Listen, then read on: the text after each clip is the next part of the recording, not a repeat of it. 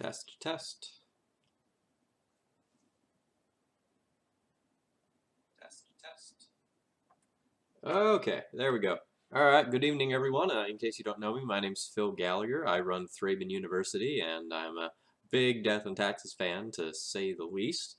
Tonight's stream is just going to be short. I'm probably only going to play about 2 matches here. I'm going to play some matches with Red, White, Death and Taxes. In the interest of time, and because you've probably heard this a couple of times by now, I'm not going to go into the deck list right now, although if you have any questions, feel free to throw them my way. I'm just going to jump into a league or two here, or excuse me, a match or two. Got a little frustrated yesterday. I was playing a really great game with Daryl Ayers. Well, it was great on my side. He was really frustrated at himself. He made a couple of mistakes. But I ran into a bit of a moto bug last night that I was frustrated with. I wasn't able to pass priority. So, like, I would hit 1 and try to pass priority, and I would just, like, sit there and, like, lose 30 seconds of my clock. So I timed out of that match, and I had to submit a reimbursement request. So I'm down a match in this league, but I was kind of in an unlosable position. Like, I had like 6 lands in play, a Rest in Peace, a Recruiter to go get Magus of the Moon, a Sword of Fire and Ice in play. I wasn't losing that match, if not for the moto bug. So that was kind of frustrating, but, you know, it happens. You know, in the, I don't know, 200-ish games that I've played on moto, that's the first time I've had a bug impact me enough that I wanted to file for a reimbursement. So, you know, in the grand scheme of things, that's not so bad. All right, morning. It's evening here for me, but you know, time zone differences are a real big thing when you've got D&T fans all around the world tuning in.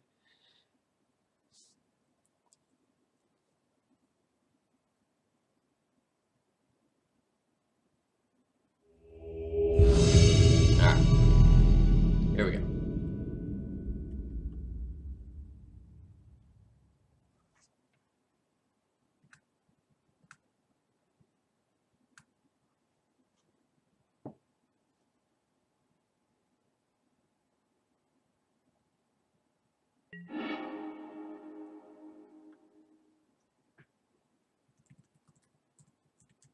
Play against Hierarch and Noble, and I have no data on them. We are on the draw with what looks like a great hand in the dark.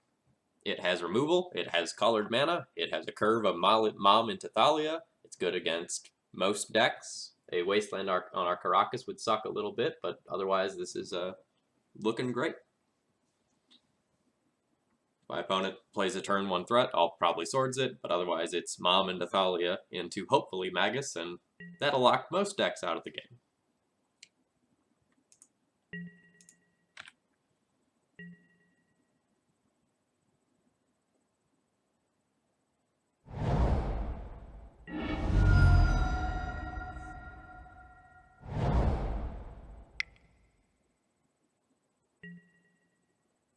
Alright, looks like we're probably playing against a Storm deck.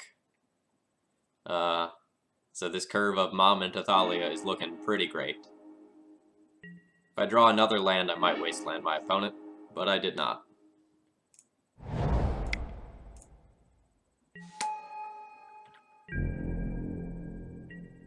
The nice thing here is that even if they get to Cabal Therapy me and take the Thalia, I still get to revoke LED, so I'm not just dead.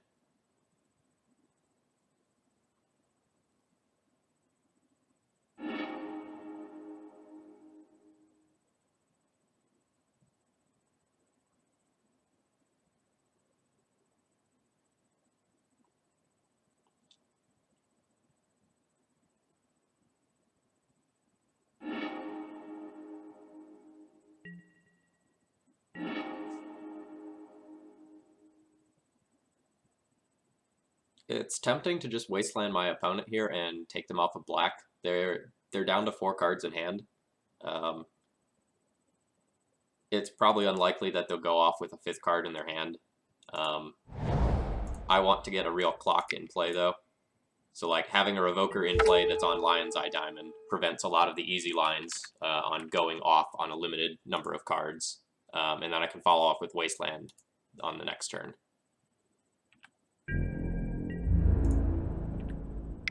And I can go ahead and just safely attack with Mom here. Storm doesn't play game 1 interact with the board type cards. They just interact with your hand.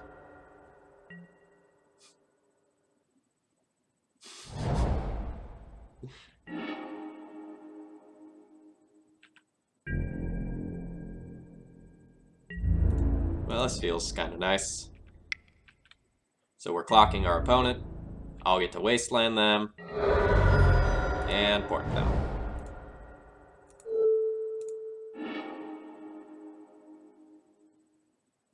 And this should pretty much do it.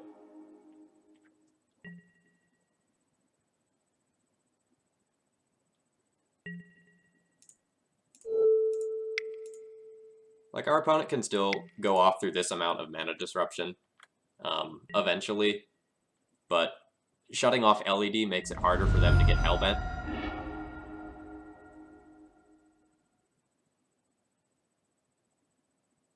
And I might put them in the awkward position where they're forced to... never mind. Oh yeah, it is definitely taxation time.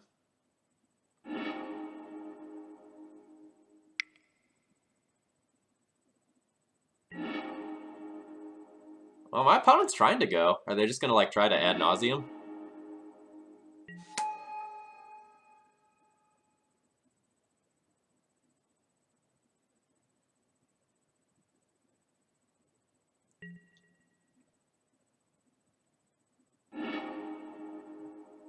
Well, they can't get to a lethal storm count by doing this, but we'll see what happens. Alright.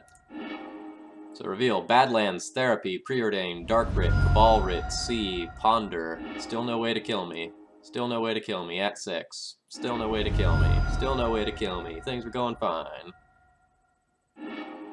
Lots of mana, but nowhere to go.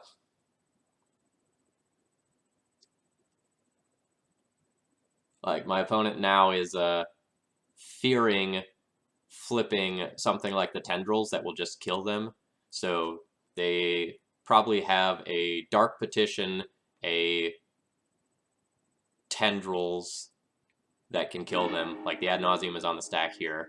So what my opponent is probably going to do is Lotus Petal, Ponder, and see if they can find a win condition. If they can't find a win condition, I attack them down to 1 and port them off of black, and then they probably can't do anything. Yes, Past in Flames is another one that can kill them.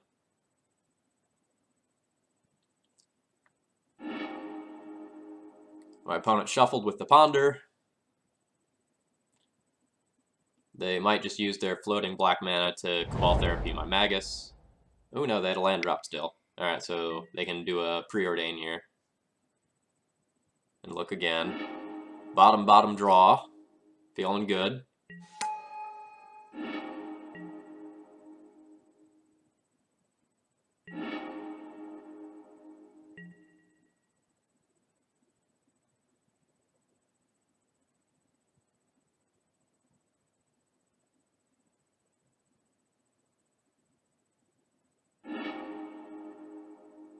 They got rid of my P and K. Good for them.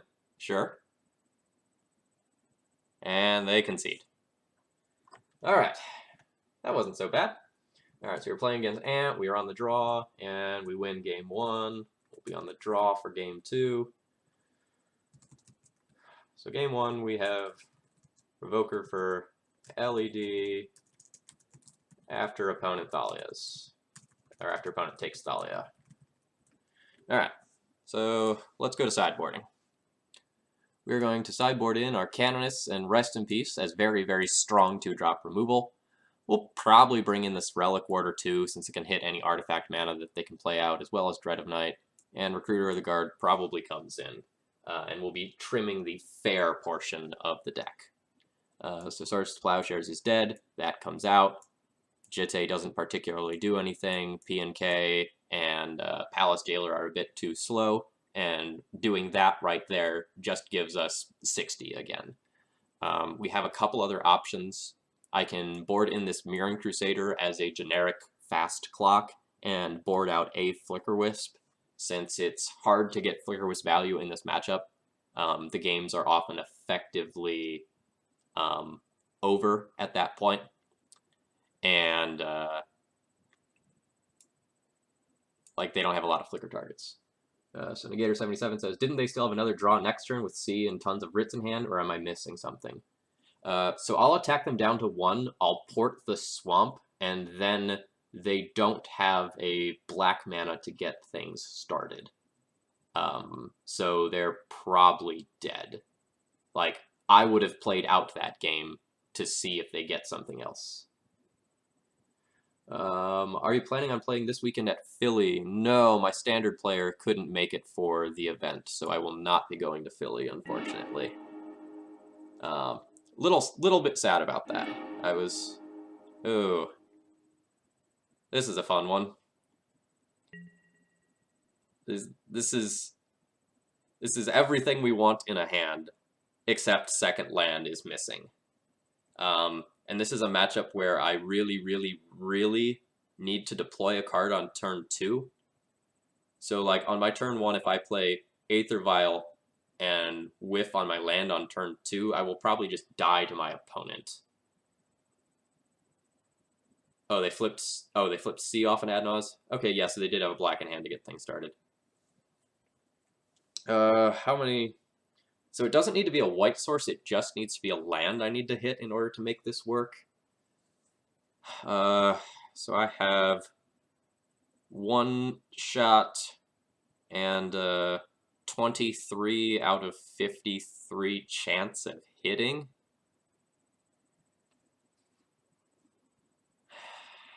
I'm in for that.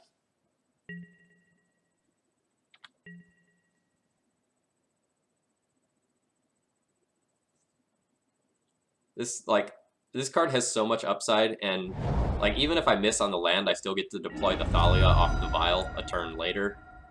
So like that's not the absolute end of the world, even if I miss.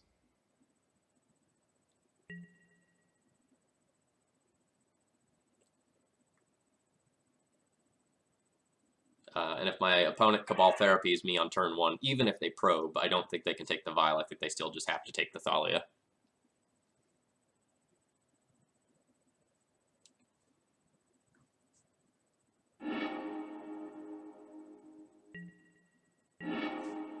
Alright, life's great.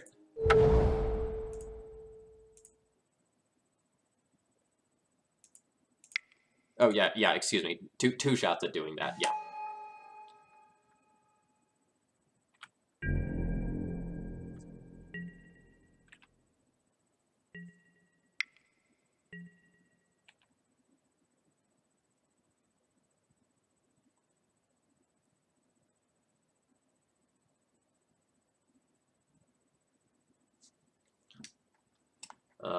So if you haven't seen me stream before, one of the things I've been doing recently is keeping more 1 land hands just to kind of see how they go.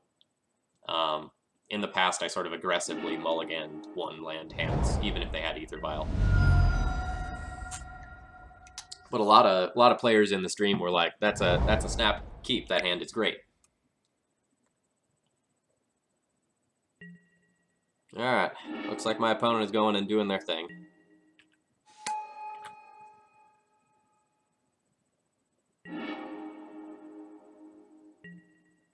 Alright, so Dark Writ, Cabal Writ, up to 5 mana. Unfortunately, no threshold on any of those. Infernal Tutor, Crack LED. I think this is just a Past in Flames kill. So it's Past in Flames, Dark Writ, Cabal Writ, Infernal Tutor, Death. Yep.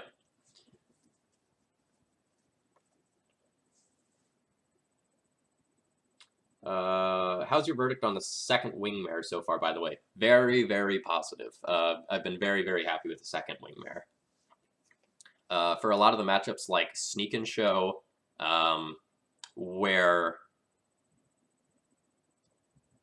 Prelate would serve a similar role, Wingmare is just as good. And curving Thalia into Wingmare, either off Bile or just naturally casting them, is pretty disgusting. I don't think I want to go to any more than 2 Wingmares because there's a very real concern about like how many X1s you play in your deck for exposure to Dread of Night, for example. But it's not the end of the world. All right, my opponent tendrils me, and I will concede out of respect so they don't have to click that a billion times. Yeah. So with 2 shots at getting a land with 23 lands left in the deck, someone says that's 68.4%, a huge margin. All right, so game 2, tendrils, turn 2, when I was on the draw. And we lose games like that. That's fine. Like, I don't get mad about it. I don't go and just like jam a bunch of Mindbreak traps in my deck or anything like that. Wow, amazing hand. Absolutely amazing hand. So like we get the turn 1 Vial, we have a turn 2 Thalia or Canonist, we have a Wasteland backup, I can even play around Massacre for the first couple of turns of the game too.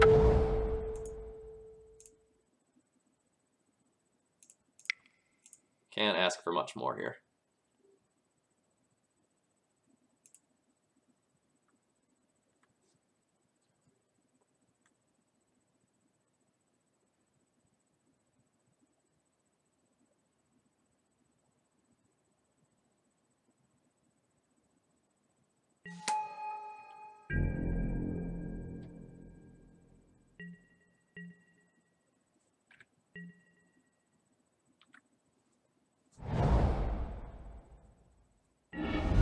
So we're just hoping not to get turn 1'd here.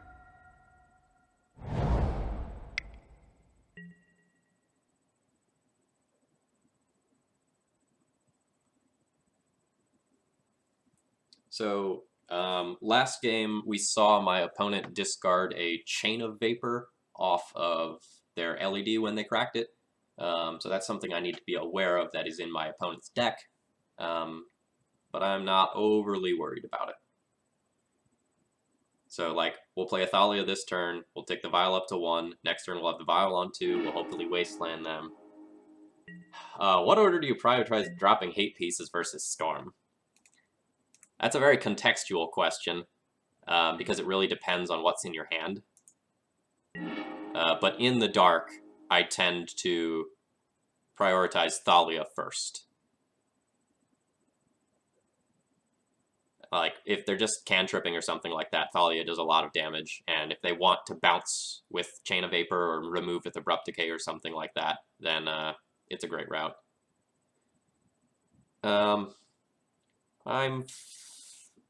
fine with showing them the Wasteland because I don't necessarily want to play the second Cavern of Souls yet if I'm going to try to play around Massacre for a little while.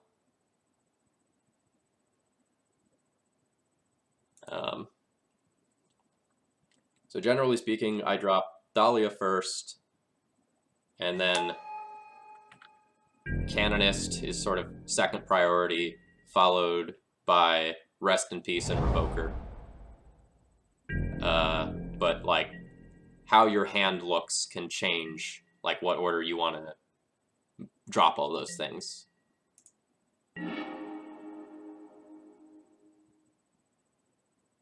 Well, that's interesting.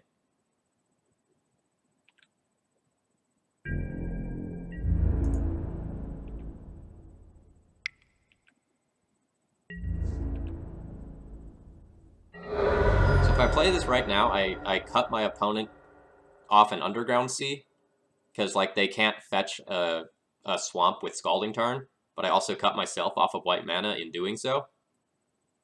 So that's interesting. It uses my mana really efficiently to do so, though.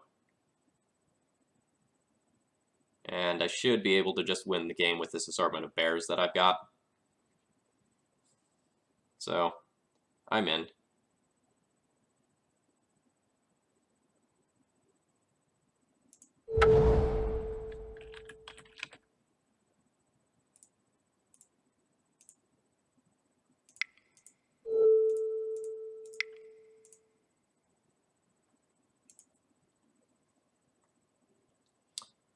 So, like, this doesn't necessarily cut my opponent off of black mana for the rest of the game, because they can go something like Lotus Petal and then start casting a bunch of rituals. But it bodes well.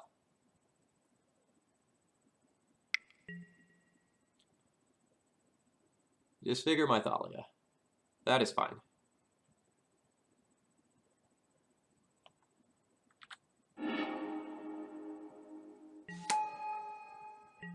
And I'm going to hold the Vial, and in response to my opponent casting any spell, I will Vial in a Canonist. Like so.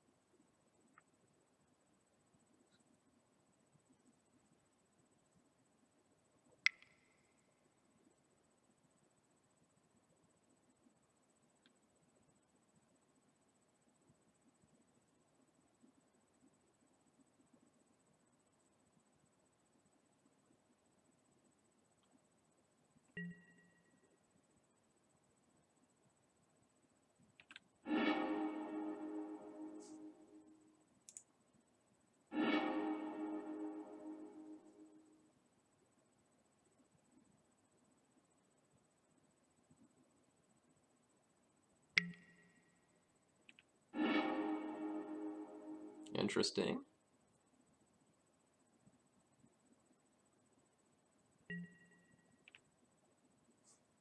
Don't really know what my opponent was trying to accomplish. If, like, the most likely card that I'm going to be putting in a situation like that is Canonist, and now they can't actually do anything, so I essentially just got them to waste a Dark Ritual, as well as that Chain of Vapor. So that's just super, super awkward for them.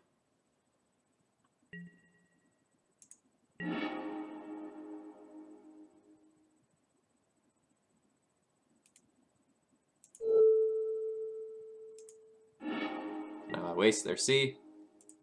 I get to redeploy another Magus.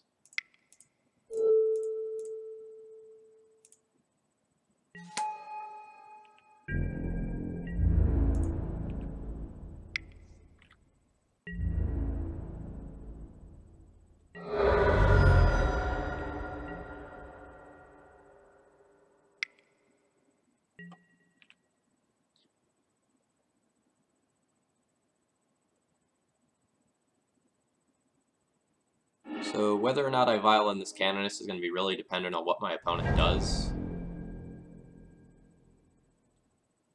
I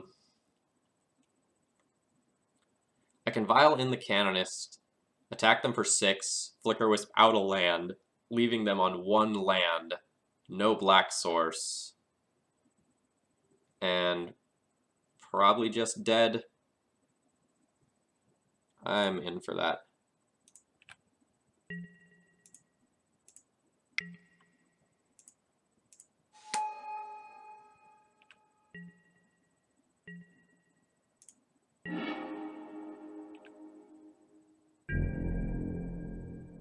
Yeah, like, since I'm playing around Massacre right now, like, by having this Magus in play, I like it as well. And this isn't going to let my opponent just do something stupid like Chain of Vapor me.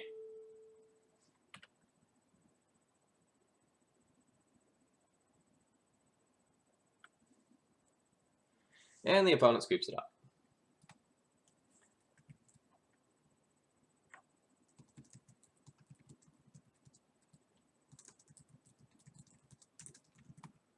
So, Magus of the Moon is not a card that is really going to be great against ants in most cases, but it does some work. And with the list that I'm running, I don't exactly have more cards that I want to board in. So, like, I brought in the Canonists, the Rest in Peace, the Relic Warder, the Recruiter, and the Mirror Crusader, and I boarded out, like, Swords, Jitte, Palace Jailer, P and K. It's not like I have anything else in the board that I would want over the Magus.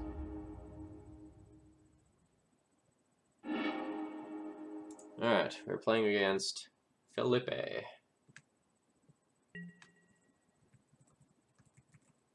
Our hand looks great. No data on our opponent, so we will just keep a great hand.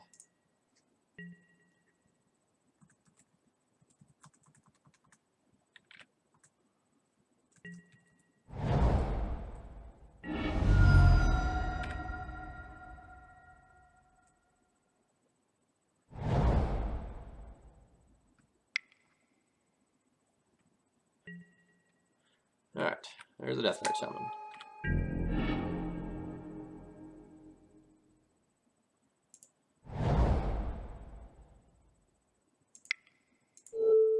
I have leaned towards removing the Deathrite Shaman on sight in Legacy rather than leading on my Ether Vial.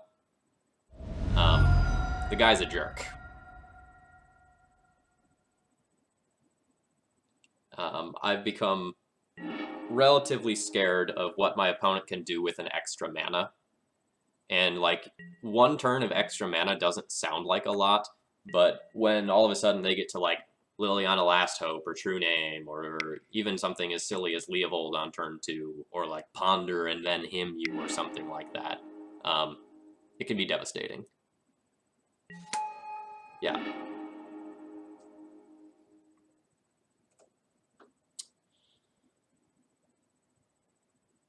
So my opponent does not have a second land. So I will be playing Vial and Swords to Plowshares this turn, and I just have to ask myself if I want to remove the Deathrite Shaman to prevent all potential mana shenanigans, or if I want to get rid of the Young Pyromancer while I have the chance before my opponent, like, cantrips a bunch and hits land drops. The Deathrite Shaman doesn't do anything right now other than just deal me 2 damage, and I have this Revoker for it a couple of turns down the line. So I think I'm just going to get rid of the Young Pyromancer.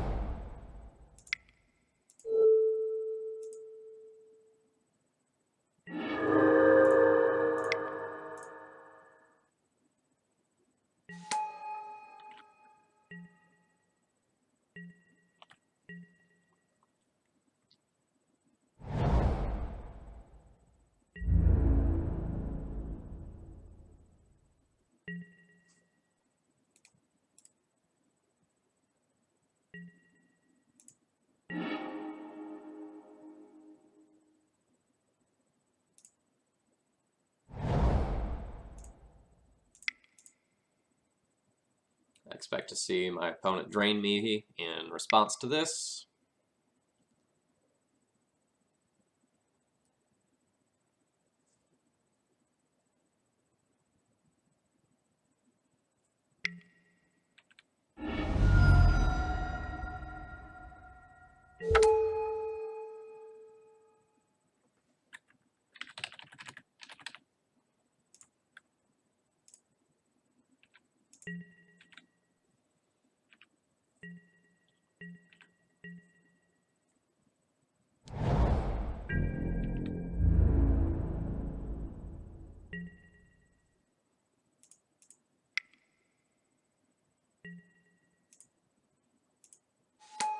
My opponent has a removal spell. It gets fired off at this mom right now. And if that happens, great, because I still have this Revoker, and then I'm going to have a Thalia too.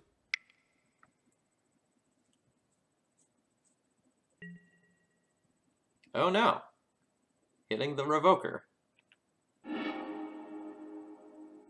they do something with 3 mana then? This would be a pretty great Culligan's command.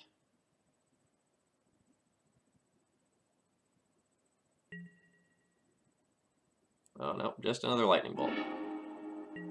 Alright. Like, that's a decent turn for our opponent, but... Ooh. What do I want to do with this Recruiter? That is a question. Our opponent... What did our opponent pitch earlier? Delver. So our opponent is on a Delver deck. We're way ahead on the Mana War. There are no lands in the graveyard, although I can put 1 land there. So for sure I just start with this. And I'll put this Dahlia in play.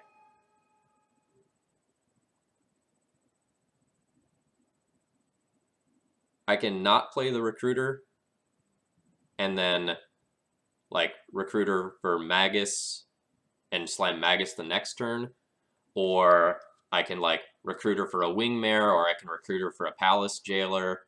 Most of the things that I Recruiter for are going to be pretty insane.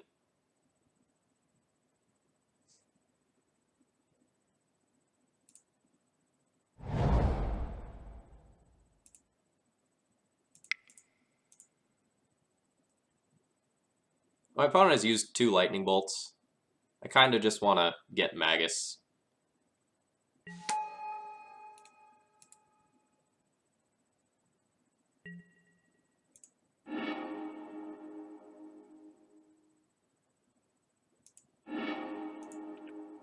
I could also get Flicker Wisp to like try to ride that value train. But my opponent is so light on resources that an uncounterable Magus is probably just the end.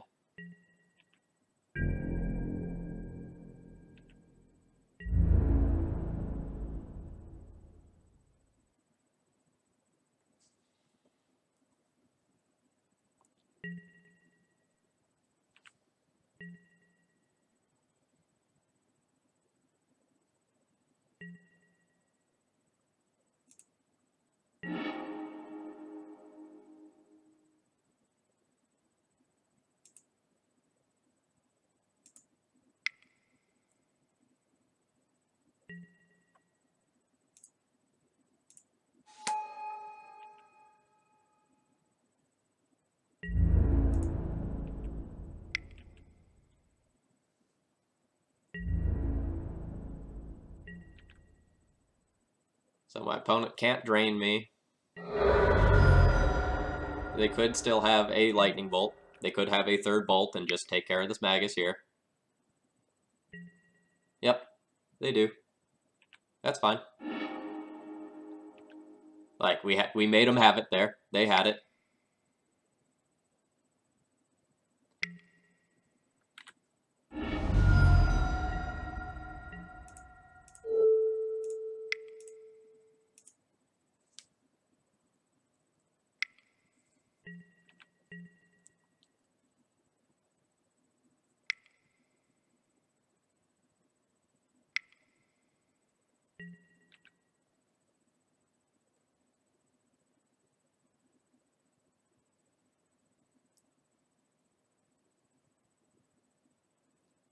So this is the stage of the game that we really want to get to against Delver. They're behind on cards. They're behind on mana. I have a Thalia and a Vial. I have a Port. And my average top deck is way better than their average top deck. Like, yes, they have cantrips, but like I have cards like P&K and Palace Jailer and like stuff of that nature in my deck that will just take over a game. But like, even though they get to cantrip and look at a few more cards, my cards are more powerful.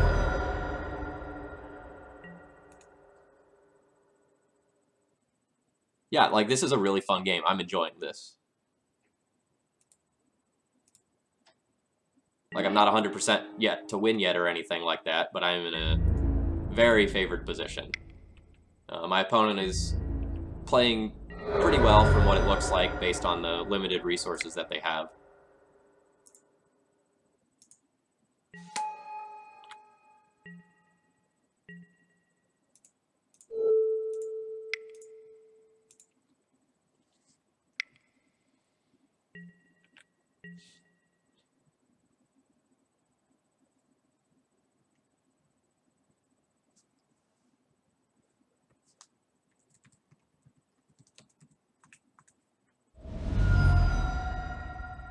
Oh, the awkward 1 mana and 2 life for a Gataxian Probe. Those are always fun.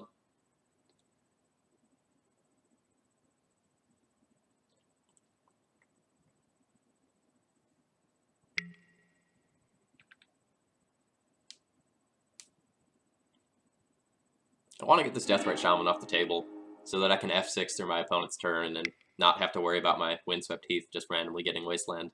Is that greedy? Is that asking for too much? Gurmag Angler. Alright. It's a game again, folks.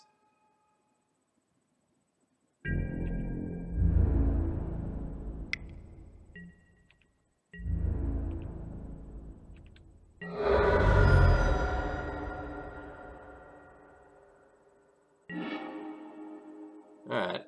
Second port isn't exactly what I want here.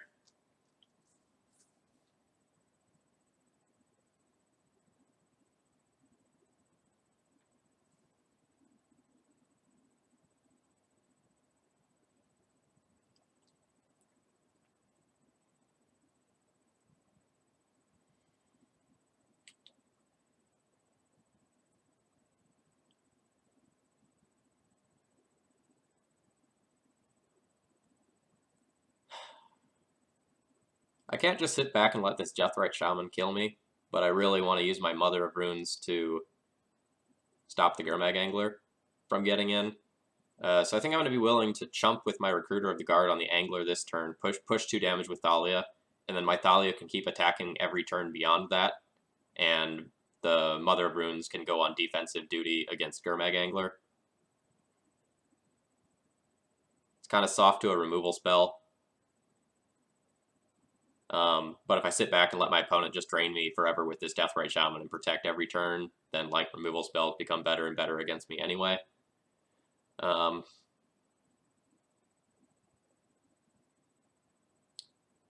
There is no gas for the Deathrite Shaman though. Like there are literal 0 instants and sorceries in the graveyard right now, and I can constrain my opponent's mana. So on second thought, I'm just gonna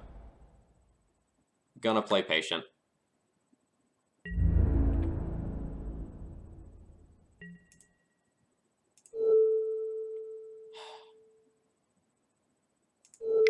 I am going to take my opponent off of red completely. I really don't want a young Pyromancer hitting the board. And there are currently no lands in graveyards at all for Deathrite Shaman to eat. In addition, for no spells for it to eat.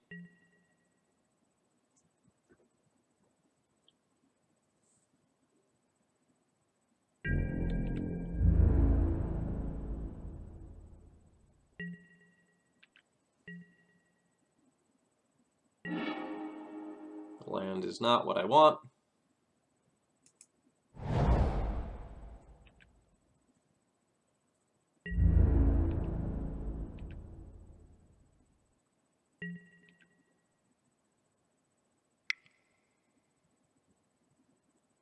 Nothing for you to eat, opponent.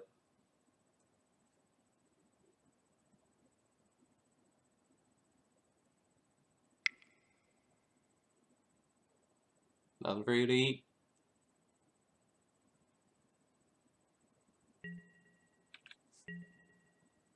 So unless my opponent draws another land, they actually can't start cantripping. Like, they can brainstorm or something in response to one of these ports if they float some mana, but that's it.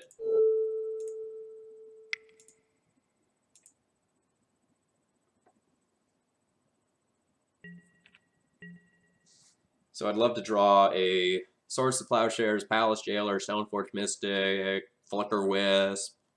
Really, most cards that aren't land would be fine. Not land or Ether Vial. Those are the 2 things I don't want.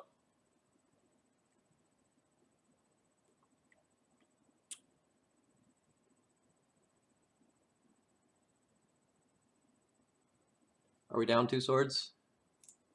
We are down 2 swords.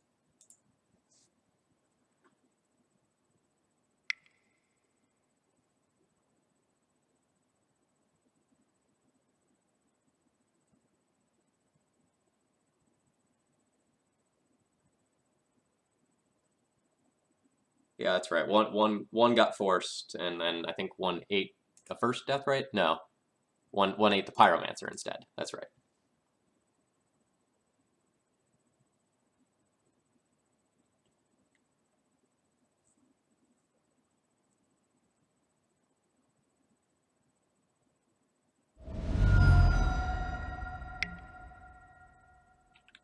Alright, here's the Thalia you already know about. My opponent's hand seems about as good as mine.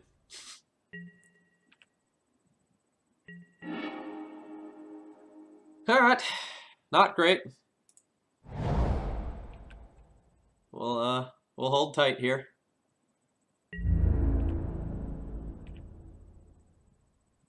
It's unfortunate they get to drain us for 2.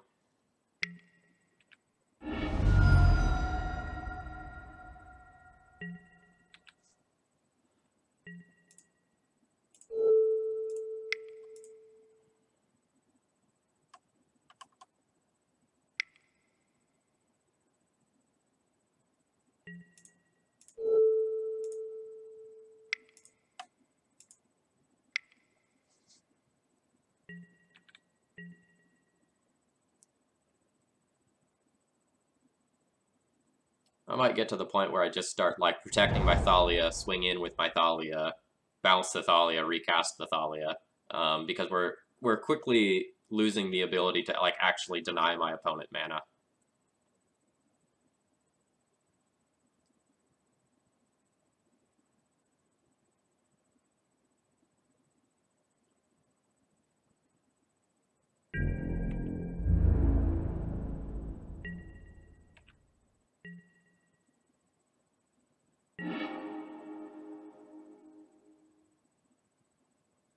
Alright, I think it's pretty likely my opponent has a counterspell, but it's not like I'm not going to cast this.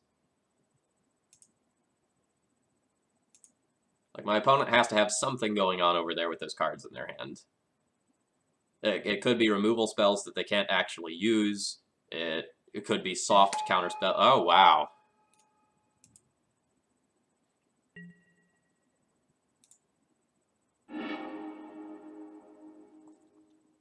Didn't really expect that to just happen.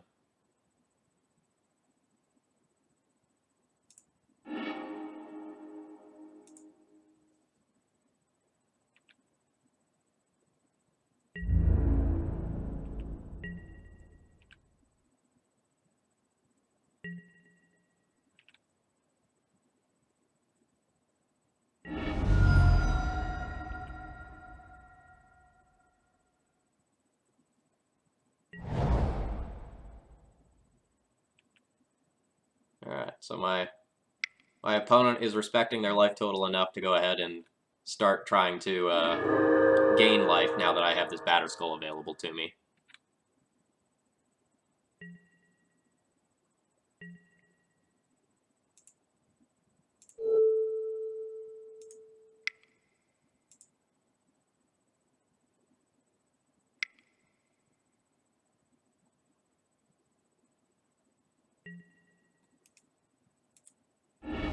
And now that there's another land in graveyard, I am okay with go ahead and fetching to deny a mana on a different front.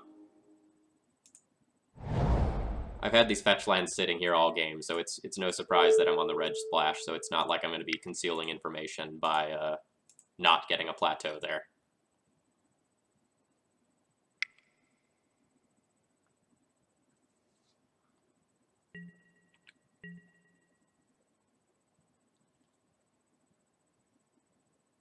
So our flooding is going to have one upside.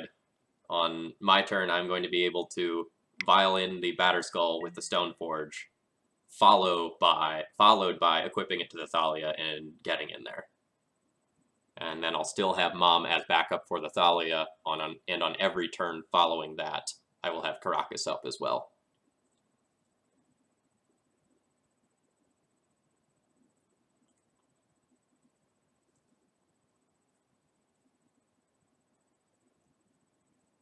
Yeah, the beginning of this game had a lot of very interesting back and forth. And then in kind of the mid to late game here, we both flooded. My opponent stabilized their board with the Gurmag Angler, but that alone isn't going to be enough. My opponent would love to see Young Pyromancer exactly right here to start creating chump blockers, but I would probably create like so many. Like, I would gain so much life that might just be irrelevant.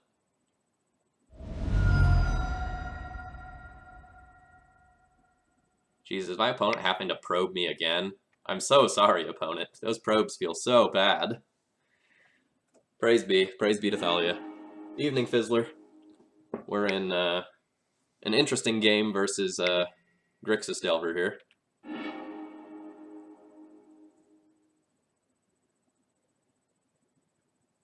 Will my opponent get to Cabal Therapy me and stay in the game? They will.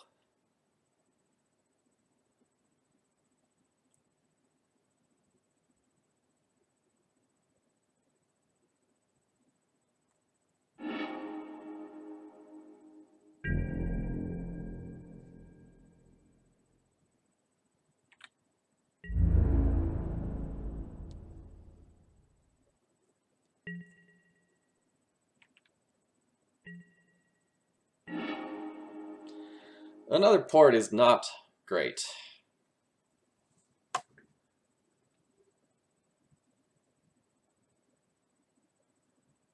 I do have the option to try to turn the corner here and like get aggressive. I can tap Mom, protect Thalia, get in for 2, put my opponent to 6, bounce Thalia, redeploy Thalia, and still port my opponent a couple of times. It would drop Mother of Runes and mean that I'd have to chump block against Gurmag Angler. There are 2 more creatures in the graveyard, so like if my opponent keeps eating with Deathrite, that means that I have 14 life to get through when I'm at 11. So going on the aggro plan might not be the best.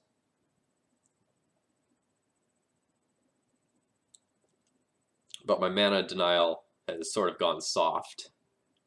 Yeah, we're on the Magus and 2 Wingmare build today as well.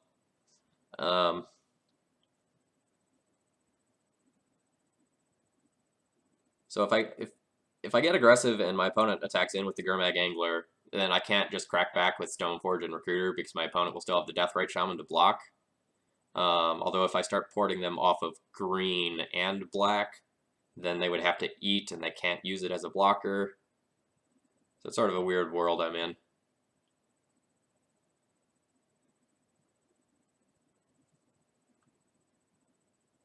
Like I'm kind of still fine just waiting and letting my superior card quality go through since I have so much mana denial. But it's weird.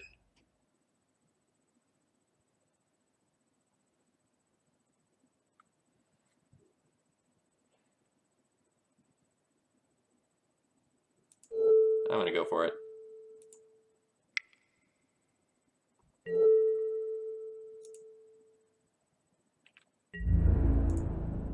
This is aggressive.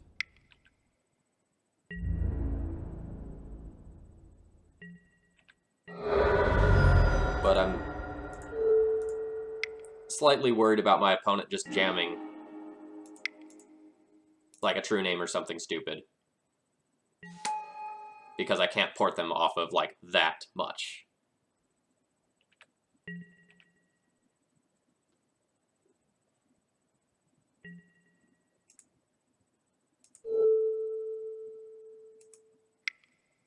I'm gonna switch to porting C because I think my opponent is going to want to gain the life by eating the Mother of Runes and the Phyrexian Revoker over the next couple of turns. So porting the Trop would just make them do that in response.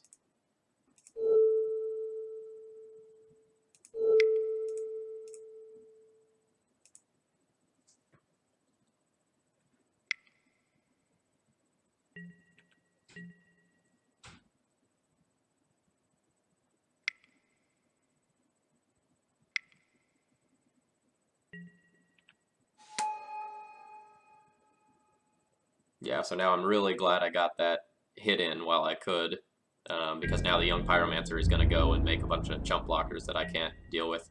Ooh, and the opponent does not attack with the Gurmag Angler.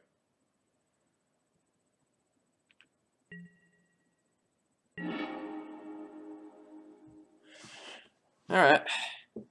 That is finally an acceptable draw.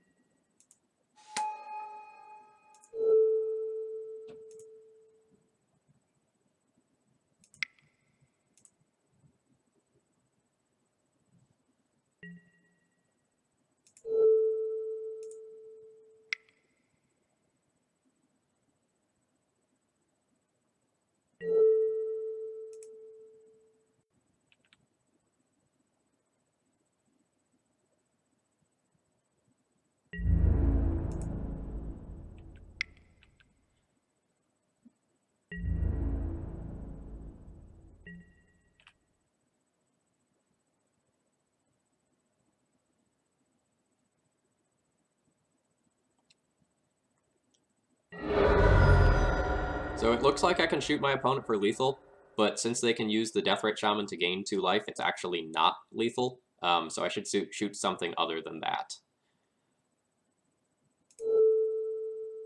Other than them, excuse me.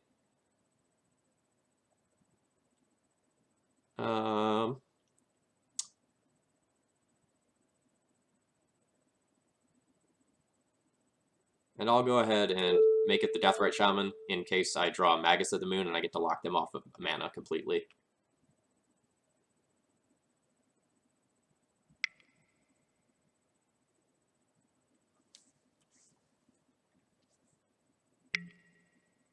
Yes, Pro Grixis is okay against a Grixis deck.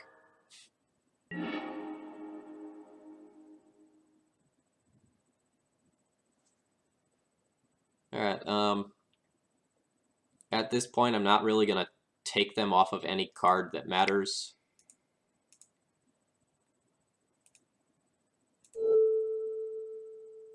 So I'll just go ahead and equip the sword to the Recruiter so they can't attack in with Young Pyromancer.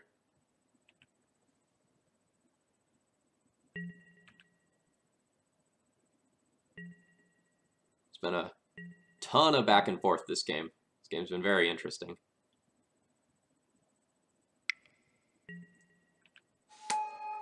Alright, Delver still won't beat Pro Grixis.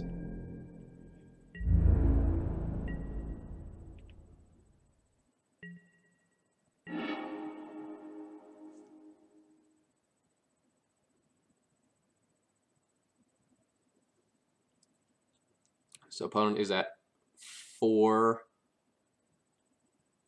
So I don't necessarily have to move the sword because, like, Recruiter hitting plus the sword trigger is still lethal. They can't gain any life here. And I'll go ahead and just protect now.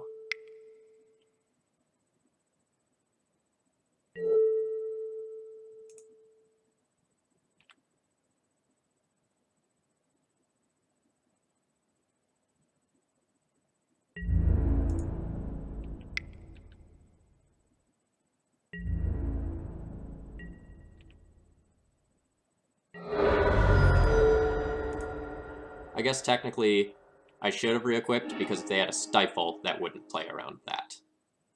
Just let the record show. Alright, so we won that very elaborate game. So game 1 was very elaborate and involves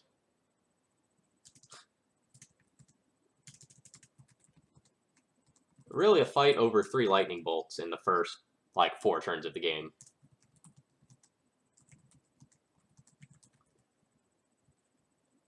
That was a really, really interesting game on a number of levels.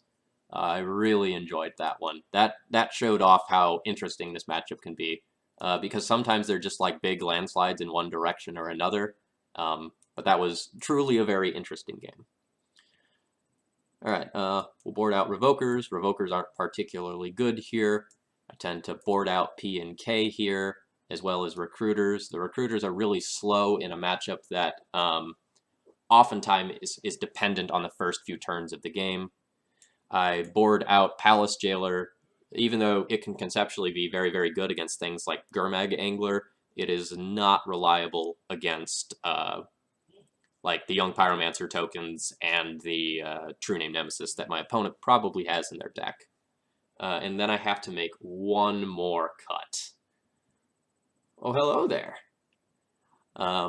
So I can either not bring in the 3rd Rest in Peace when I'm on the draw, or I can just trim some other card. Bahra here is a fan of boarding out Magus in this matchup. That's one thing that we've talked about previously. I really like its game-ending power. Like, yes, my opponent is a Lightning Bolt deck, but when they don't have it, the game is just over, and I respect that utility a lot. 2 Rest in Peace might be enough for this matchup, especially when I'm on the draw. I might board the third in when I'm on the play, though.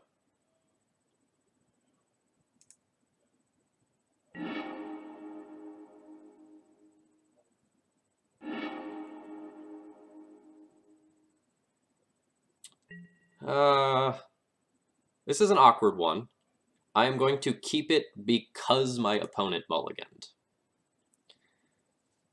Which might sound like kind of weird logic, but if my opponent is on kind of a weaker hand, then me having an early Thalia and a Wasteland might disrupt them enough to buy me quite a bit of time to sort of draw out of this awkwardness. And if I lead on this Caracas early on, it might get Wastelanded to turn on my second Caracas as being a viable card.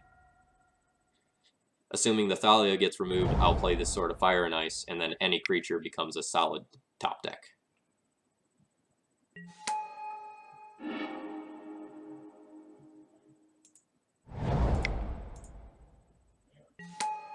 Alright, so we put our opponent to the Mother of Runes test really early on.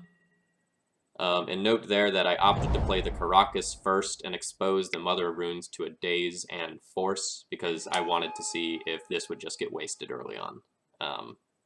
Again, trying to lead on that fact.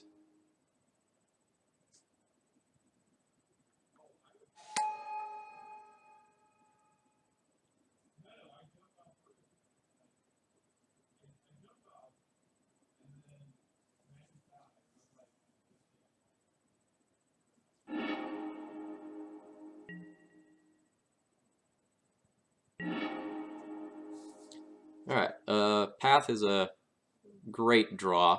I'm not going to do it this turn. I'm just going to jam the uncounterable Thalia.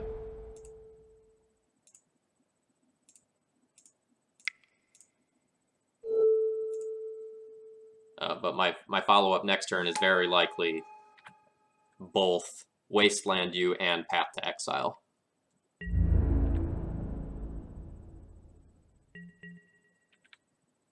Currently no land in the graveyard for the Deathrite Shaman. Never mind. Oh, Wasteland that Caracas. Wasteland like that Caracas like I wanted. Yes! It's happening. And if you could not true name me, that would be great.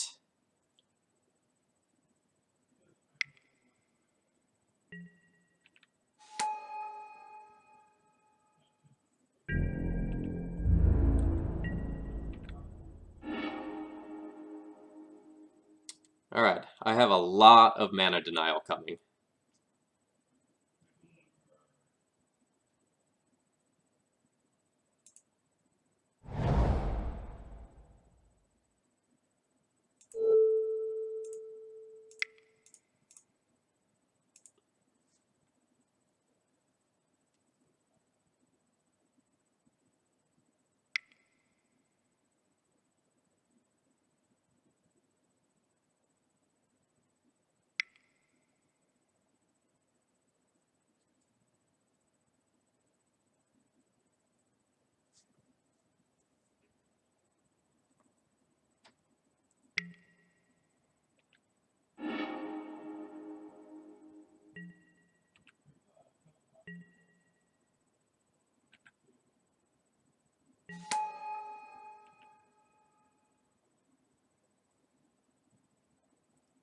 So I would like to remove this Delver. Once I remove this Delver, I can beat the current board, but the Delver is going to flip off this Brainstorm. Ooh, no it's not, because I'm pathing. Let's see if they accidentally look, or if they use this as a shuffle. So I don't see anything in the chat, so I guess like whatever my opponent did with the Brainstorm is still there.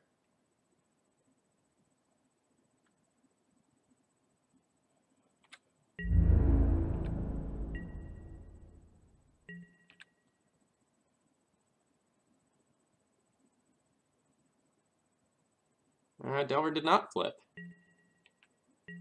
That's interesting. Alright, well my opponent is also playing the mana denial plan.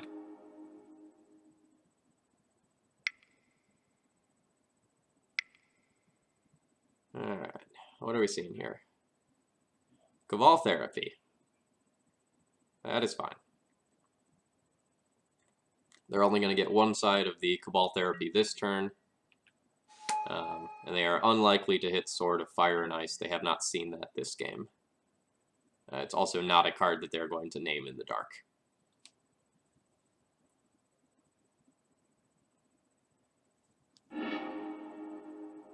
Yeah, so like, that is a good name in the dark.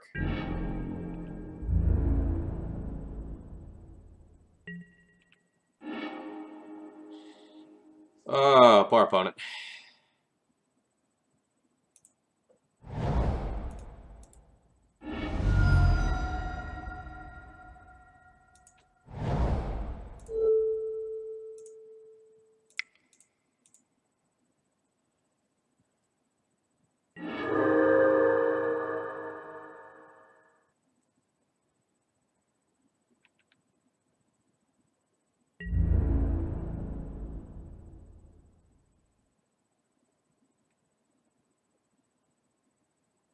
So I'm actually not going to attack in this turn, even though the attack is somewhat safe, because if I can just wasteland my opponent off their lands, then the Young Pyromancer doesn't do anything, and I can... Oh, alright.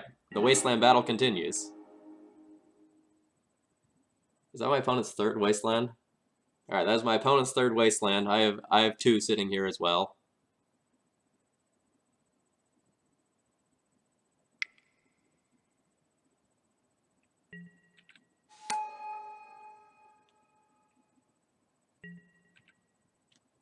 So my opponent gets my sword. I get to wasteland them.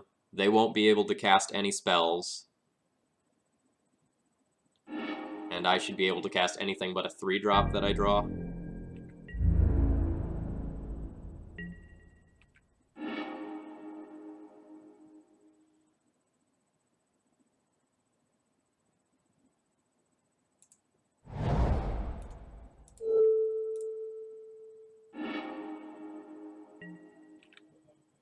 And I'm taking them off of black first for Deathrite Shaman reasons.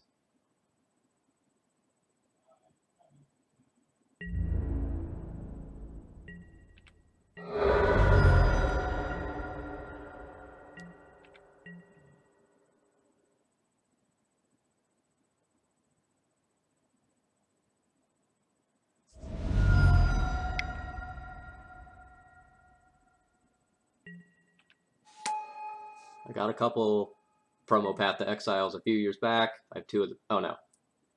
You said second best Path to Exile art. Now, I'm not too picky on my art for a card like Path to Exile.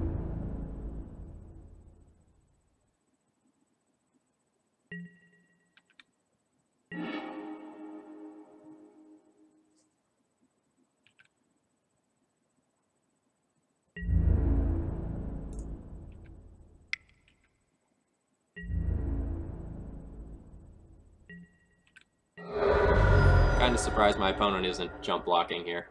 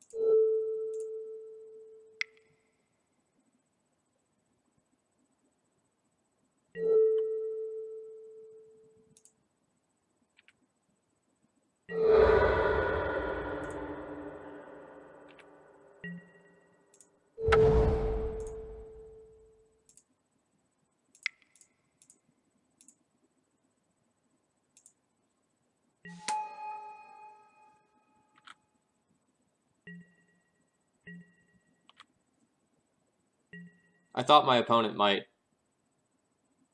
do the whole jump block thing previously in order to open up a chance of killing Nathalia.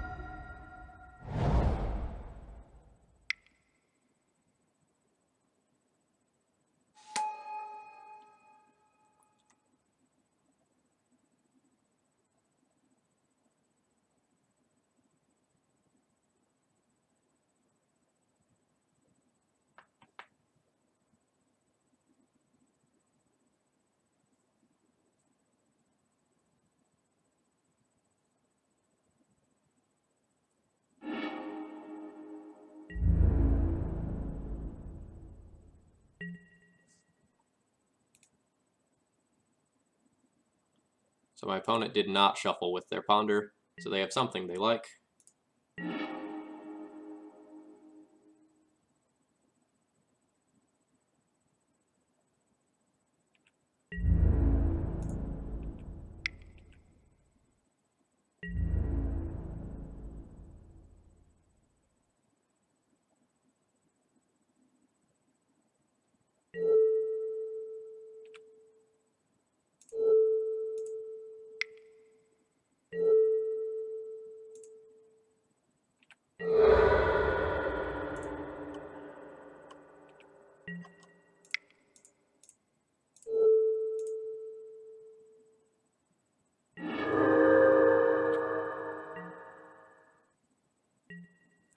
About the only card I don't want my opponent to have is like a Forked Bolt.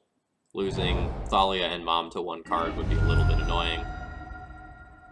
True Name Nemesis would also be a touch annoying.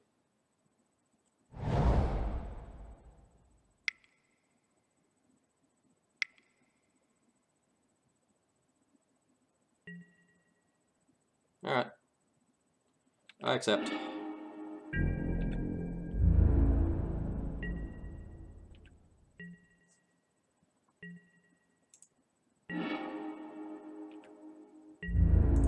If my opponent isn't going to block this Thalia, it seems like they missed a point of damage by not attacking.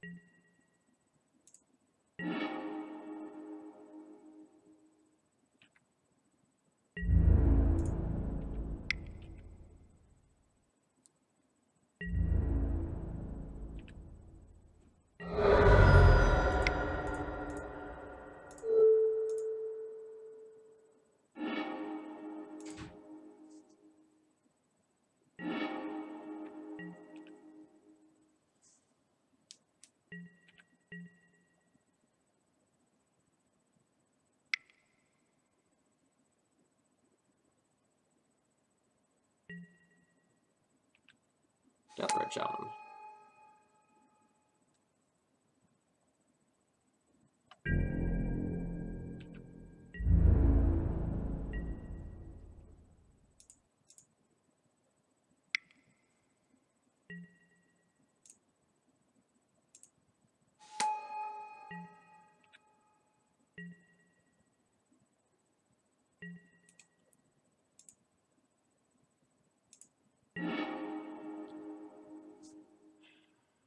So if I Flicker Wisp out my opponent's elemental token, I'll hit them for 6 this turn, putting them down to 4. Mirran Crusader alone would be lethal.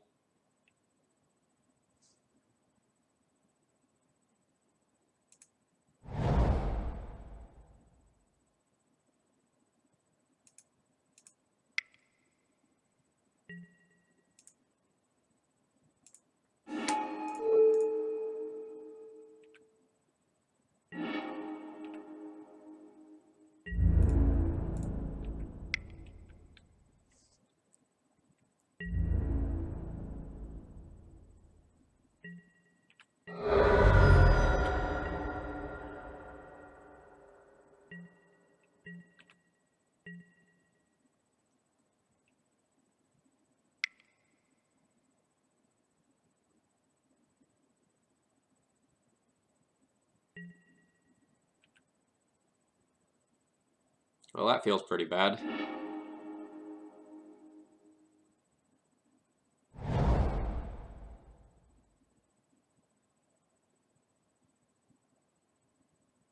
So I can, yeah. Alright, another sort of straightforward game there. Alright, so we are on the draw for that one, and I win. Largely on the back of Thalia.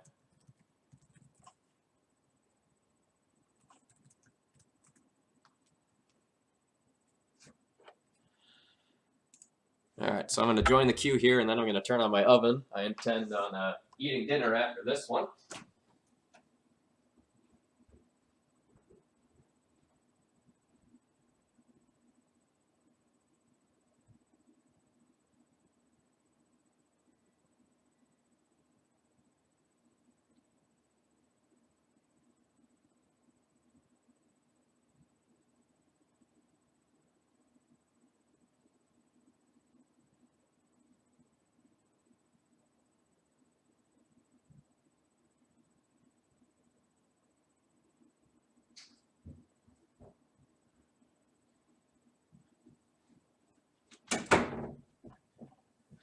All right, sorry about that, folks. So for those of you who just joined in recently, thanks for tuning in. My name's Phil Gallagher. I run Thraben University, and I'm a huge death and taxes enthusiast. We are currently playing Red-White Taxes. This build is very similar to what I've been playing, although I'm opting to run a second Wingmare right now. Otherwise, the main deck is very similar to what I've been running since about December.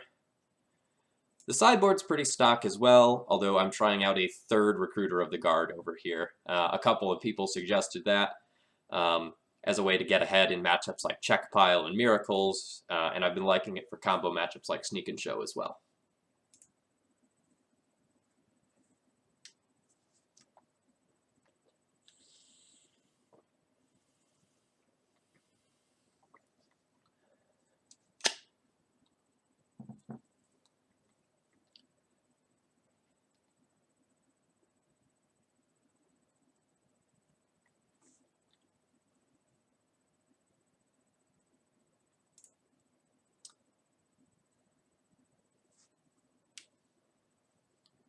Thumb twiddling intensifies.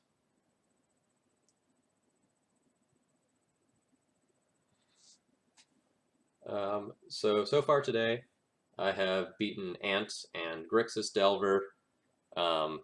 Match one of this was against Daryl Ayers on land, but not really particularly counting that loss. I had to file for a reimbursement off of that game due to a bug I encountered where I wasn't able to pass priority and I just timed out.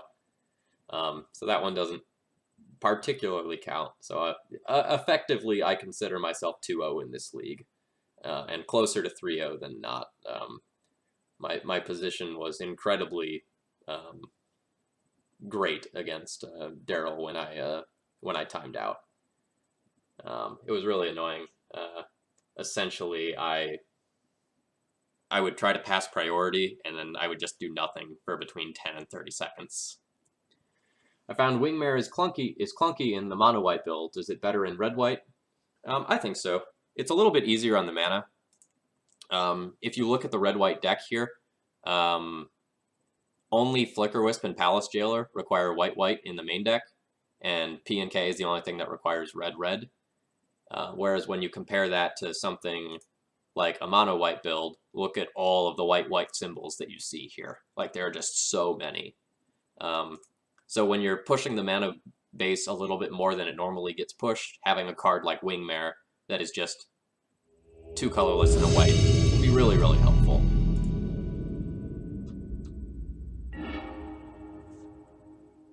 I know I have played against this player recently. No results for them. What about in my own spreadsheet? They're on Infect.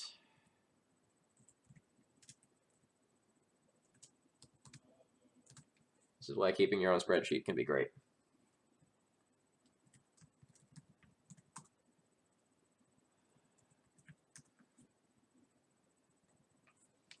Well, they're on Infect assuming they didn't change, and they might have changed.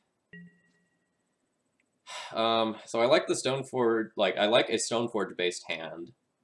If I draw another land, like curving Stoneforge into Wingmare into Jitte Equip Swing is fine.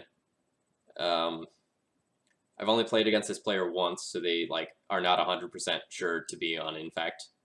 I don't know that I necessarily want to mull to an Ether Vial or Swords to Plowshares when I'm not 100% sure that they'll still be on the same deck.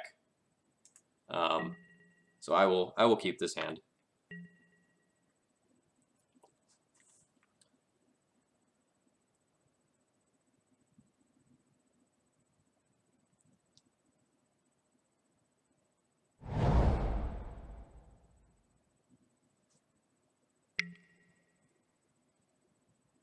Infect is looking like the likely contender.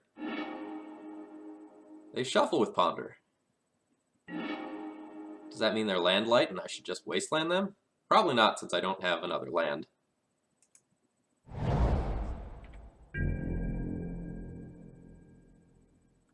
Have I thought about Brimaz recently? I used to love Brimaz. I played a lot of Brimaz, especially in the Treasure Cruise era when the lightning bolts were everywhere. Um, like, I like Brimaz against Miracles. I think I like it less against Check Pile, where they have a bunch of, like, additional removal that can get rid of it. Like the Fatal Pushes and whatnot. And Baleful Strix to block it. But, like, it is a big body. I don't know that I'd play it in red-white.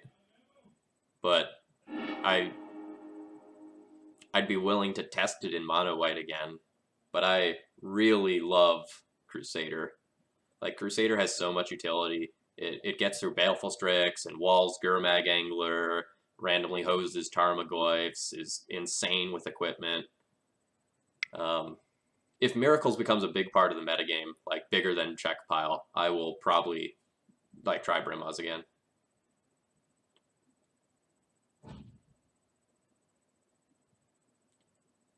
Opponent's trying to do something over there and failing.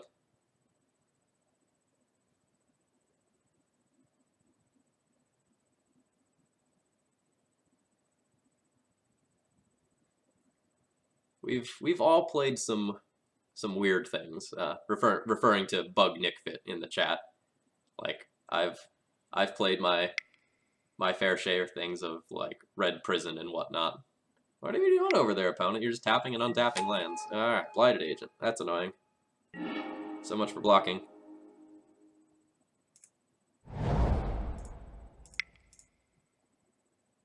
So we're gonna probably try to curve Blighted Agent, or excuse me, try to curve Thalia into Wingmare and then connect with Jitte. Alternatively, we might Stoneforge next turn, Wasteland one of their lands, depending on how much damage I eat right here.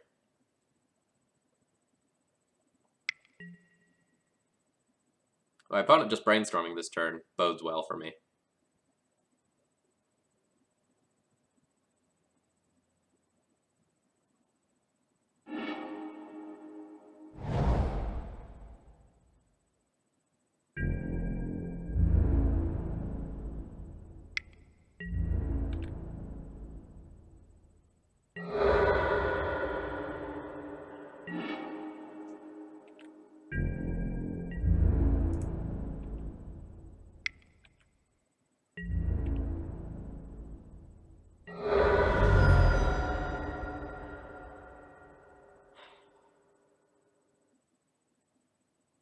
So I can just Stoneforge this turn and plan on Jitte equip next turn.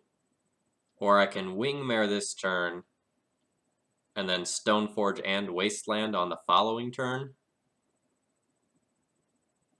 If I just Stoneforge and Wasteland, I probably can't die. If I Wingmare, my opponent would need something like double Invigorate to kill me.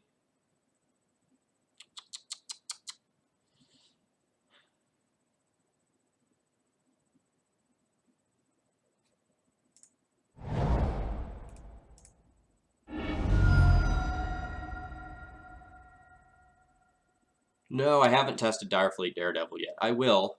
Atai's been talking about it on the source quite a bit. He thinks it does some silly things. He's a little bit prone to hyperbole, but he says he's 100% convinced that it deserves a spot in the deck. Hard to say how good that actually means that it is.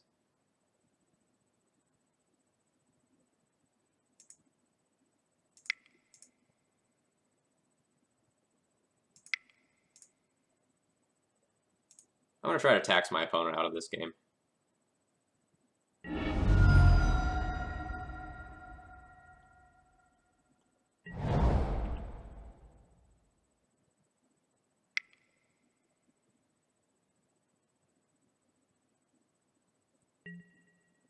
Okay, that's fine.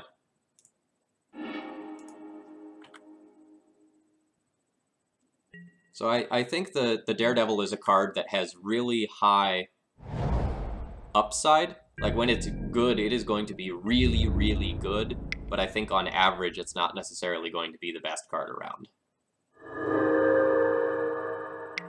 Alright, so my opponent invigorates me.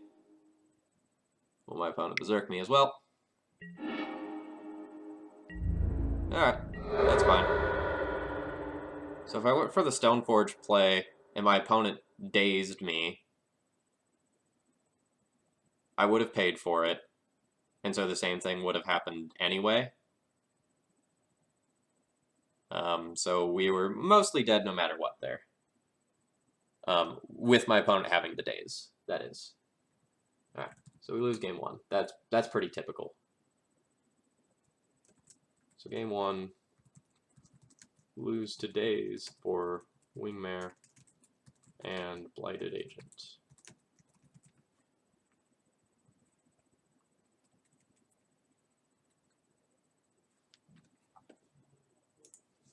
Alright, so while I don't like the Cunning Spark Mage generally speaking, this is a matchup where I will feel its loss, because that's a tutorable removal spell.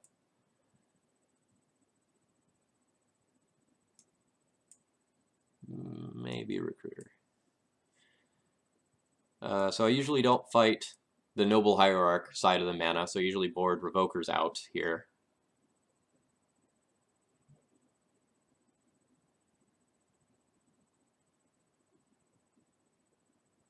Maybe I'm supposed to just treat this like I treat Delver matchups, since like it's largely the same, and not bring in the Recruiters to fetch up the Silver Bullets, and if I happen to draw the Silver Bullets, great. That might be correct. Like, I 100% want the extra path to Exiles. Sometimes I trim or cut Mom in this matchup, depending on what my deck composition looks like at any given time. It's a card that's very good against Glistener Elf, but very bad against Blighted Agent and Inkmoth Nexus.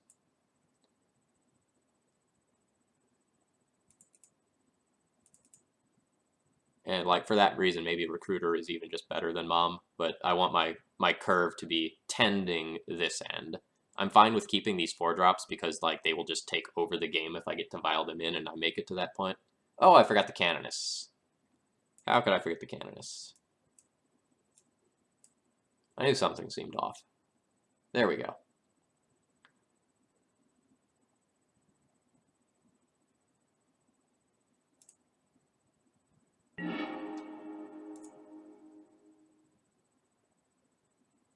Okay. I am in for this hand. It has 2 pieces of removal, as well as 2 mana denial elements and 2 relevant creatures. No, I cut the Cunning Spark Mage. And on the off chance that my opponent is playing Stifle, I am just going to fetch now. I have no reason to need red early on here. So I'm just going to get a basic Plains. And if they throw a creature at me, it is going to eat Swords to Plowshares.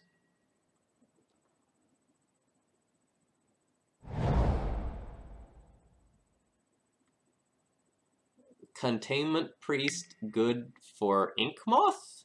I'm not sure what you mean by that. Containment Priest doesn't do anything against Inkmoth Nexus.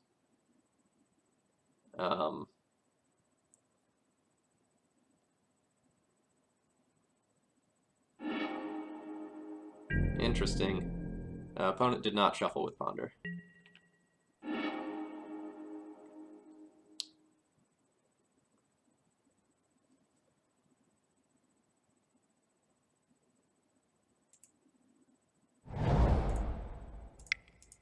I'm going to lead on Stoneforge. If it resolves, I will fetch Jete and have the possibility of just dumping this Batterskull in as well. Which is great. There's no guarantee the Stoneforge makes it back to my turn. Some infect lists splash white for Swords to Plowshares. It's rarer these days, but it's something that happens.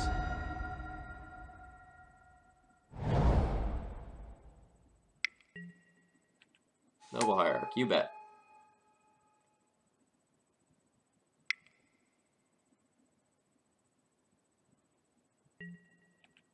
Second Noble Hierarch, you bet.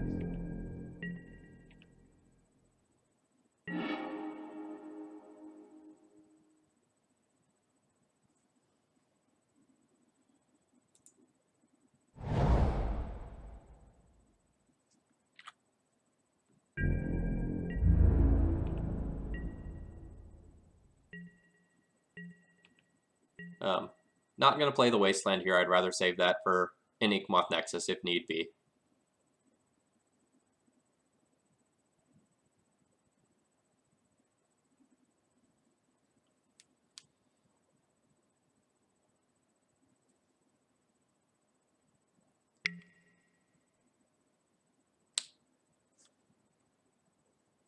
Alright, well, friend, surprise.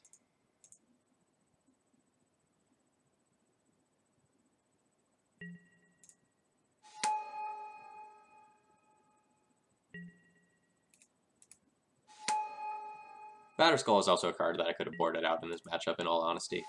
That's something that I do a lot as well. The life loss isn't particularly relevant.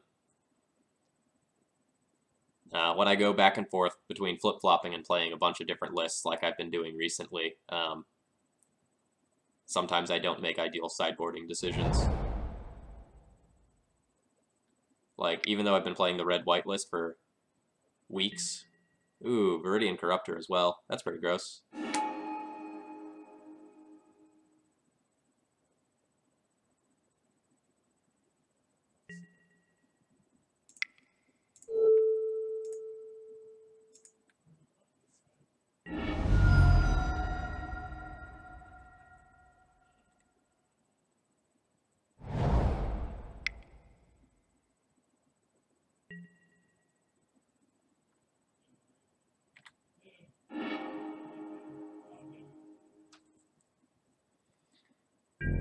Alright. A relatively large number of things went wrong on that turn, but still not feeling too bad about our position. So I can path the Corruptor, play Thalia, and Wasteland. I don't necessarily think I want to Wasteland, though. Since my opponent has double Noble Hierarch, and I can't get those off the board, I would rather save it for a Nexus, I believe.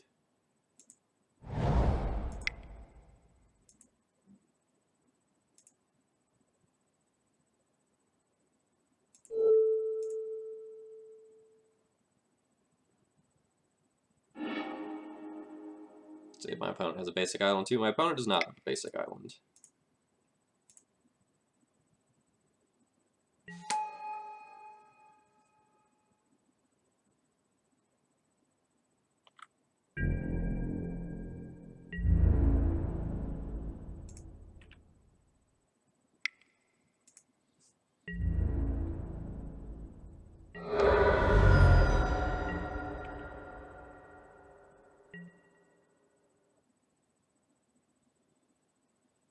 It's also possible that playing the Canonist, or excuse me, that playing Thalia over Canonist was wrong as well.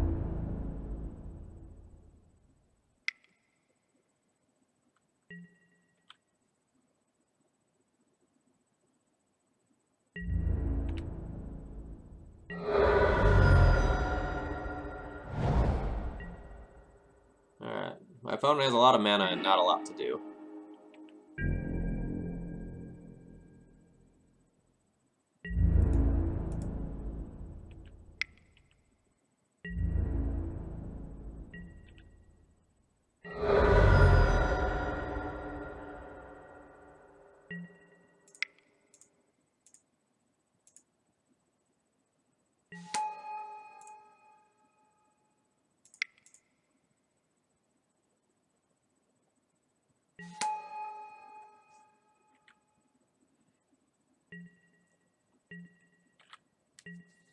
So I'm presenting 5 damage a turn. So my opponent can't get overly aggressive with the Sylvan Library. There's a bunch of really great cards, they might take some, but otherwise they might just, like, take one, filter.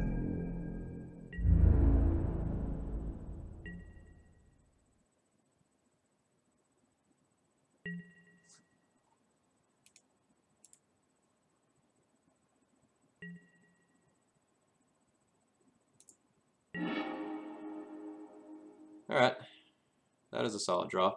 You're going to try Direfleet right now. What should I cut? Ayati has a list or two up on the source of what he did. If I were going to cut something from my list, I'd probably cut one or both of the wingmares for him. They kind of serve similar roles in a weird sort of way, where they're like a non-essential part of the deck.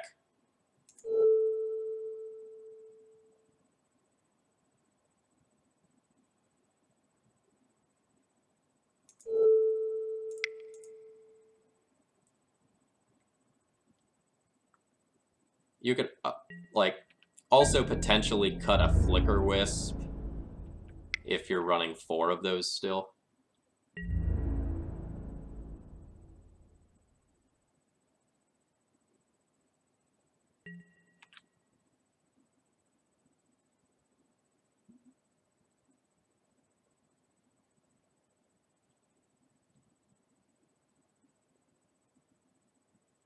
I think my opponent just didn't block. Does that mean their last card is like Krosan Grip and they're going to Krosan Grip my sword or something? Or did they just misclick? Oh, they probably just misclicked and then are mad at themselves and conceded the game. Alright. So we're on the play there and we win. And why did we win? It's really equipment. Like, we had one removal spell for my opponent's first infect creature, but the equipment is what took over the game. Or, like, at least warped my opponent's lines enough.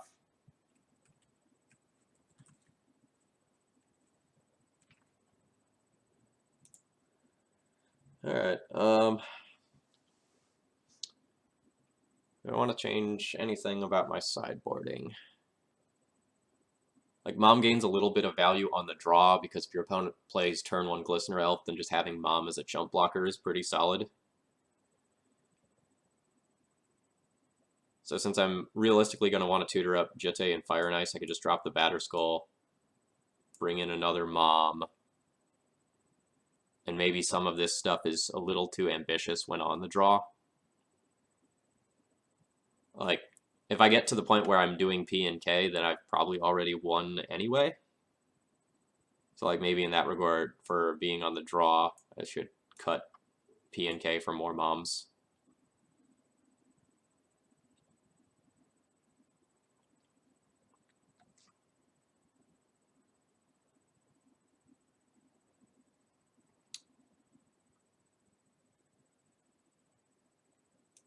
Yeah, I could see, like, this difference being good on the draw.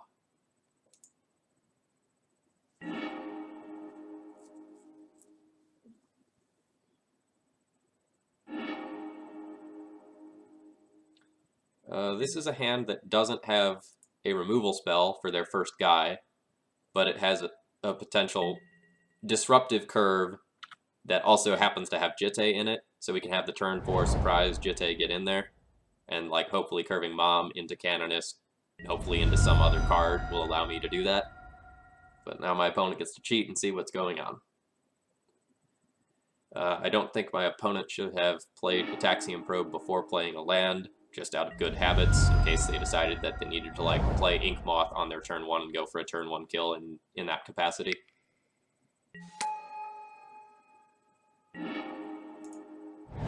Alright, we're gonna play a Mom. This Mom is gonna jump in front of the Glistener Elf and probably die without taking out the Glistener Elf. But I don't want to just take the chance that I die.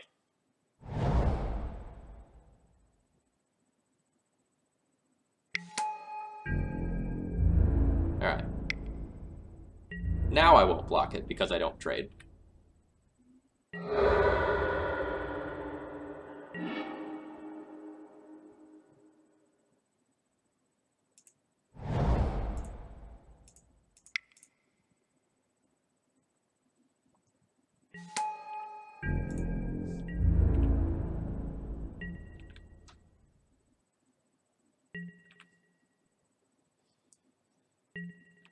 Alright, I am on track to connect with this Jitte. I will probably not play it out to play around Viridian Corruptor. I will probably just wait to play it on turn 4.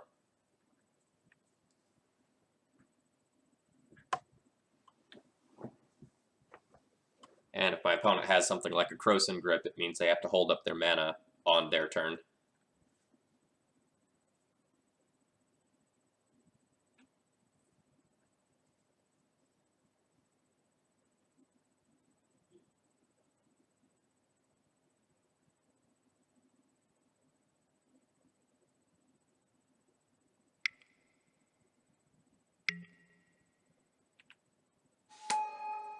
All right.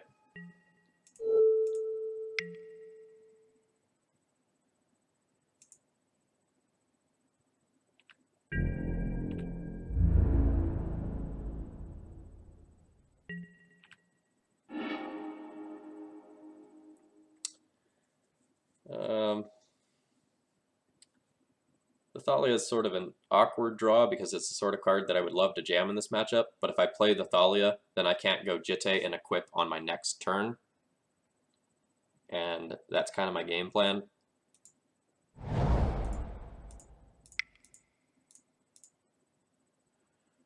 So I'm just going to Flicker Wisp instead. This will give me a flyer to go ahead and equip it to.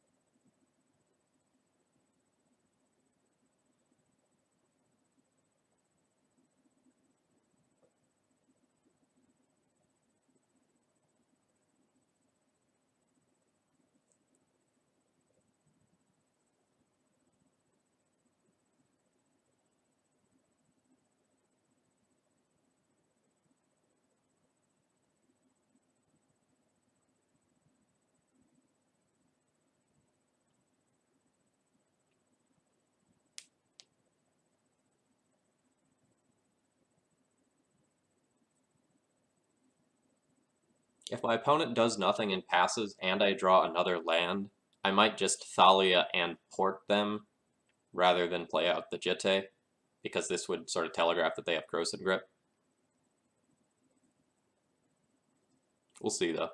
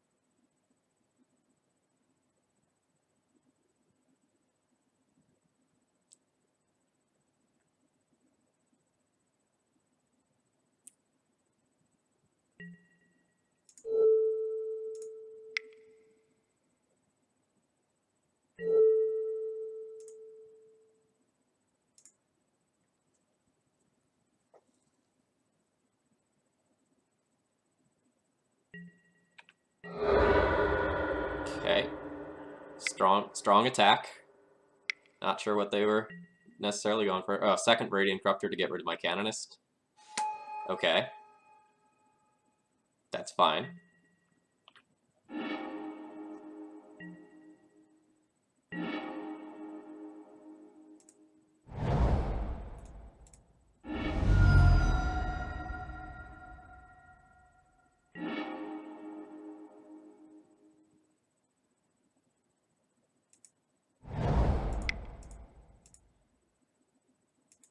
Show me force of will. No force of will.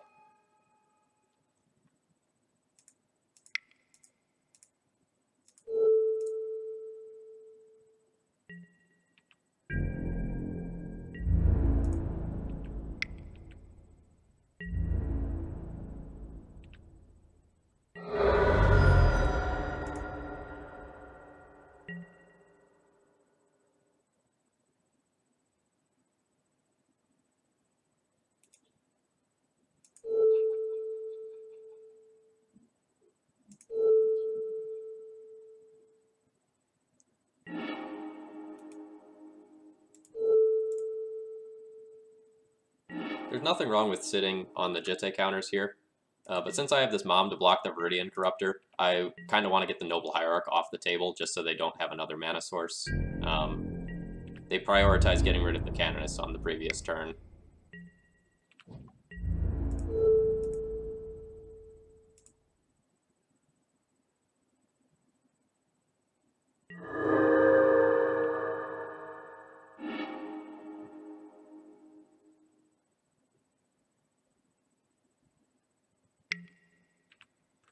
Alright.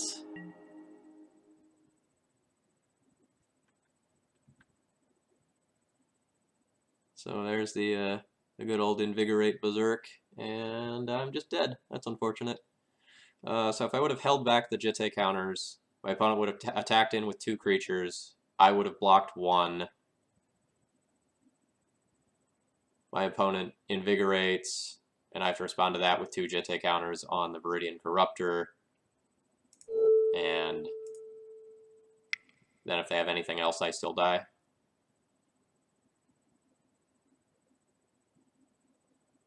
Oh well.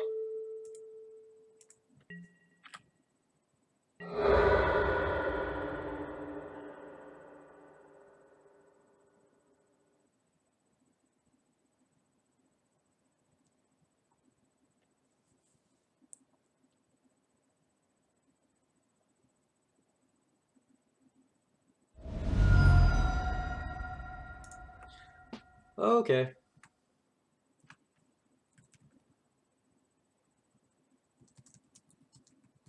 This opponent has Invigorate and Berserk to get past my Mom after I hit with Jitte.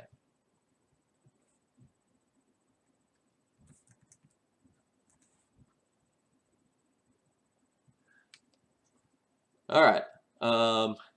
I only have one more match left of this league, but I haven't eaten dinner yet, so I need to go ahead and do that. Thank you for all of you who turned in. Sorry today's stream was a little bit shorter than normal. I got kind of off to a late start today, and I did a whole bunch of other things there.